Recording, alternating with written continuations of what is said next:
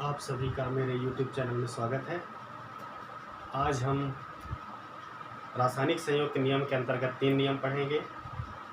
पहला नियम है गुणित अनुपात का नियम, दूसरा नियम है गे-लुसैक का गैसीय संयोजन का नियम और तीसरा है अवोगाद्रो का नियम।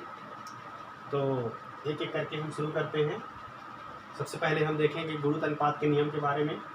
तो गुणित अनुपात का नियम जो है ये जॉन डाल्टन नामक वैज्ञानिक ने सन 1803 ईस्वी में प्रतिपादित किया था।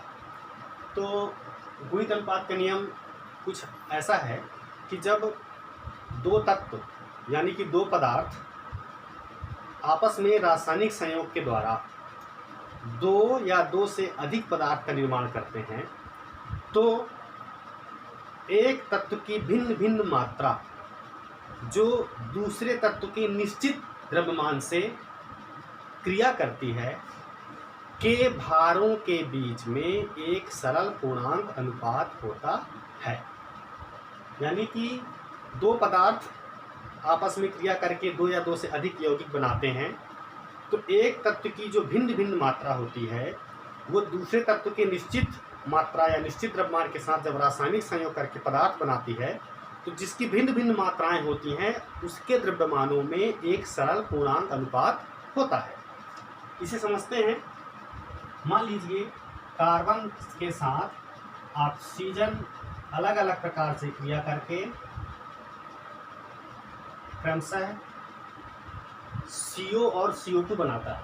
ठीक है, यहाँ पर ऑक्सीजन का एक परमाणु या ऑक्सीजन का आधा अणु क्रिया करके कार्बन मोनोऑक्साइड बनाया और यहाँ पर आप देख रहे हैं दूसरी अभिक्रिया में कार्बन जो है ऑक्सीजन के एक अणु से क्रिया करके कार्बन डाइऑक्साइड बनाया। तो आप यहाँ पर देख रहे हैं कि कार्बन की यहाँ पर मात्रा निश्चित है, ये 12 कार्बन के एक परमाणु का द्रव्यमान 12 U या 12 ग्राम, अपन ग्राम में व्यक्त करें तो 12 ग्राम होता है। तो कार्बन के 12 भाग के साथ या 12 द्रव्यमान के साथ, ठीक है, यहाँ पर ऑक्सीजन का द्रव्यमान यहाँ पर कितना है? ऑक्सीजन के एक परमाणु का द्रव्यमान होता है 16। ठीक है, कितना होता है? 16। और एक अणु का द्रव्यमान 32, तो 32/2 बराबर 16। तो यहाँ पर पहले क्रम में ऑक्सीजन का 16 ग्राम और दूसरे क्रम में ऑक्सीजन का 32 ग्राम। ठीक है, तो ऑक्सीजन की जब 16 ग्राम मात्रा कार्बन के 12 ग्राम मात्रा से क्रिया करती है, यहाँ पर कार्बन मोनोऑक्साइड बनता है और यहाँ पर कार्बन की 32 ग्राम मात्रा, कार्बन के 12 ग्राम मात्रा के साथ ऑक्सीजन की 32 ग्राम मात्रा क्रिया करती है। इस प्रकार से आप यहाँ पर देख सकते हैं कि जो ऑक्सीजन की जो मात्रा है, ऑक्सीजन का जो द्रव्यमान है, यहाँ उसके द्रव्यमानों में आप 16 कम 16, 16 दूनी 32 यानी 1:2 का सरल पूर्णांक अनुपात देख सकते हैं। एक दूसरा उदाहरण अपन देखें जहाँ पर नाइट्रोजन की एक निश्चित मात्रा के साथ ऑक्सीजन की भिन्न भिन्न मात्राएं आपस में क्रिया करके नाइट्रोजन के विभिन्न प्रकार के यौगिक बनाती है। जैसे मान लो nitric oxide, nitrous oxide, dinitrogen trioxide, dinitrogen tetroxide और डाइनाइट्रोजन पेंटाऑक्साइड, ये आपस में बना रहे हैं। तो आप देख रहे हैं यहाँ पर नाइट्रोजन की निश्चित मात्रा है और यहाँ पर ऑक्सीजन की भिन्न भिन्न मात्रा है। तो अपन इसका द्रव्यमान देख लेते हैं। यहाँ पर 28, 14, 28, 28, 28 और यहाँ पर ऑक्सीजन का कितनी मात्रा है? यहाँ पर 16, यहाँ पर भी 16, यहाँ पर 16 3 48, 16 4 64, 16 5 80। या इसको आप सरलतम रूप में लिखेंगे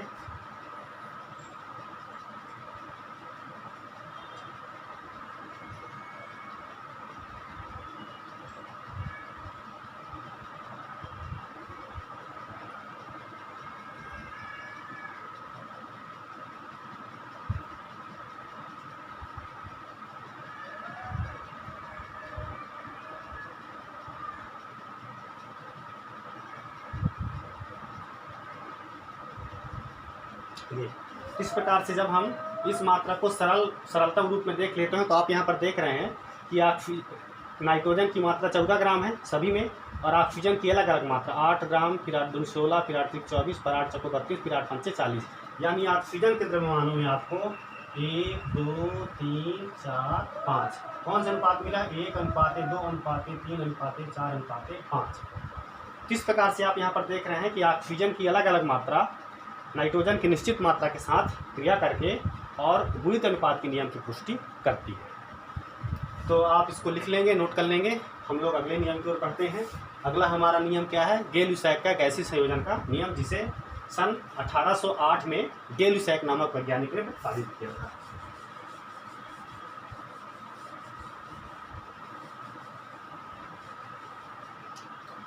गेल-ल्यूसैक का नियम,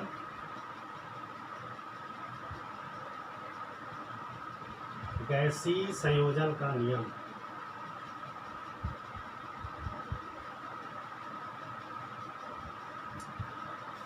कब दिया था? 1808 में। तो गेल-ल्यूसैक ने क्या कहा कि जब दो गैसें आपस में क्रिया करती हैं तो उनके आयतनों में एक सरल पूर्णांक अनुपात होता है, ठीक है। और अगर उन गैसों के क्रिया के फलस्वरूप बनने वाला उत्पाद भी अगर गैस है तो उत्पाद के आयतन तथा अभिकारकों के आयतन में भी एक सरल पूर्णांक अनुपात होता है, ठीक है। क्या कहता है कि जब दो गैसें आपस में रासायनिक संयोग करते हैं तो उनके आयतनों में एक सरल पूर्णांक अनुपात होता है, और यदि उन गैसों की क्रिया के फलस्वरूप बनने वाला उत्पाद क्या हो? गैस हो, तो उसके आयतन में भी एक सरल पूर्णांक अनुपात होगा।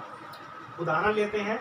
मान लीजिए हाइड्रोजन और क्लोरीन आपस में क्रिया करके HCl बनाते हैं। तो यहाँ पर कितना है?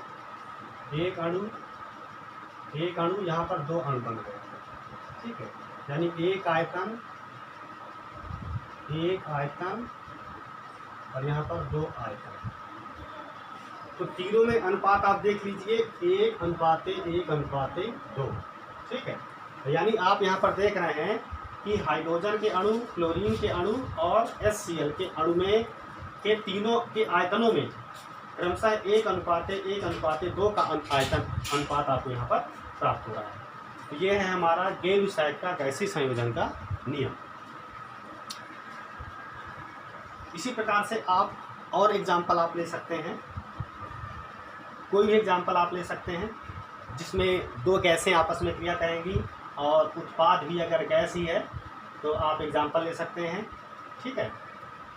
तो जैसे हमने यहाँ पर हाइड्रोजन और क्लोरीन को क्रिया करा कर के आप देख रहे हैं कि हमने यहाँ पर किसका एग्जाम्पल लिया है? HCl का एग्जाम्पल लिया है, ठीक है। तो आप हाइड्रोजन और क्लोरीन के अलावा आप अमोनिया का निर्माण करके देख सकते हैं, क्योंकि उसमें भी गैस का निर्माण होता है। तो आप क्या देखेंगे यहाँ पर? जैसे मान लीजिए कि हाइड्रोजन और नाइट्रोजन, ठीक है, हाइड्रोजन और नाइट्रोजन ये आपस में क्रिया करके क्या बनाते हैं? NH3 बनाते हैं, ठीक है। इसको आपको बैलेंस करना पड़ेगा।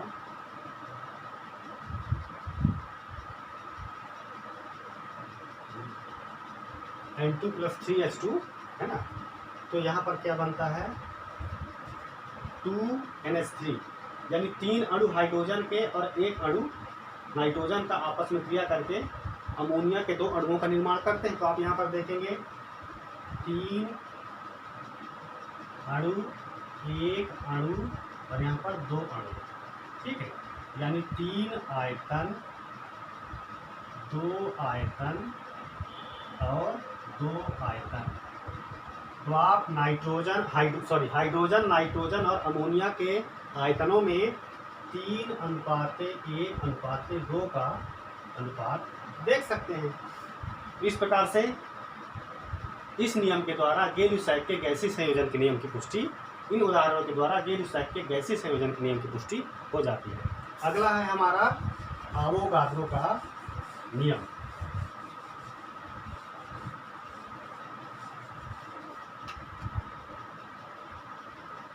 इसमें स्याही डालने थोड़ा सा। तो हम अब आवोगाद्रो का नियम पढ़ते हैं। आवोगाद्रो का नियम, जिसे 1811 में आवोगाद्रो नामक वैज्ञानिक ने प्रतिपादित किया था। तो आवोगाद्रो ने क्या बताया कि समान ताप व दाब पर गैसों के समान आयतन में अणुओं की संख्या समान होती है। क्या कहा उन्होंने, यानी एक ही ताप और दाब पर यदि हम एक ही प्रकार के आयतन वाले अलग अलग पात्र ले लें और उनमें हम अलग अलग गैस भर दें, तो सभी पात्रों में गैसों के जो अणुओं की संख्या है वो बराबर होगी। ऐसा नहीं है कि एक पात्र में ज़्यादा गैस के अणु आ गए, दूसरे पात्र में कम आ जाएंगे। ठीक है, क्या कहा उन्होंने कि समान ताप व दाब पर गैसों के समान आयतन में अणुओं की संख्या समान या बराबर होती है। उदाहरण के लिए मान लीजिए हम 3 पात्र लेते हैं और तीनों ही पात्र का आयतन कितना है, V बराबर 2 लीटर, यानी इसका भी 2 लीटर, इसका भी 2 लीटर, इसका भी 2 लीटर, सब में 2 लीटर वस्तु आ सकती है। ठीक है, यानी A का आयतन ABC 3 पात्र हैं, तीनों का आयतन 2-2 लीटर है। और पहले में हमने मान लीजिए हाइड्रोजन गैस, इसमें क्लोरीन गैस और इसमें नाइट्रोजन गैस। ठीक है, तीनों पात्रों में हमने क्रमशः हाइड्रोजन, क्लोरीन और नाइट्रोजन गैस भर दिया और ताप और दाब समान है ना, ताप व दाब समान है। ठीक है, तो समान ताप व दाब पर गैसों के समान आयतन में अणुओं की संख्या क्या होगी, बराबर होगी। यानी कि ए में जितने हाइड्रोजन के अणु हैं उतने ही अणु क्लोरीन के बी में होंगे और उतने ही अणु नाइट्रोजन के सी में होंगे। ये है हमारा आवोगाद्रो का नियम।